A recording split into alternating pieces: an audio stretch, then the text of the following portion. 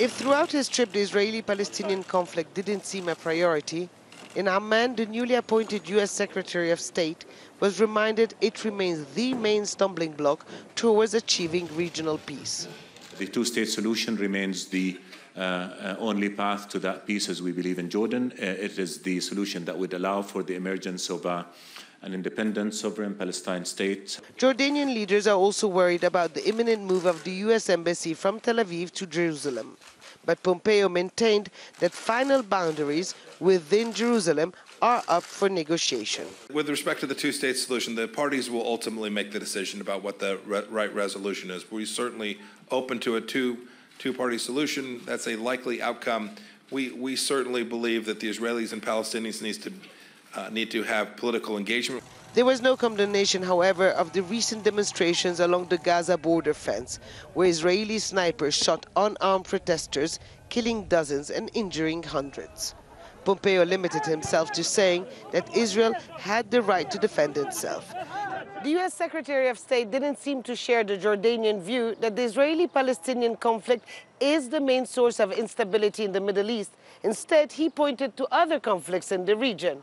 But throughout his trip, it was clear that Iran and the uncertain future of the nuclear deal were the immediate priority for the U.S. administration. In Riyadh and Tel Aviv, Mike Pompeo ramped up the rhetoric on Iran's threat to Middle East stability, to the delight of his hosts. Iran destabilizes this entire region. It supports proxy militias and terrorist groups. It is an arms dealer to the Houthi rebels in Yemen, and Iran conducts cyber hacking campaigns. And it supports the murderous Assad regime as well. Iranian missiles are also a concern of Israel's Prime Minister Benjamin Netanyahu.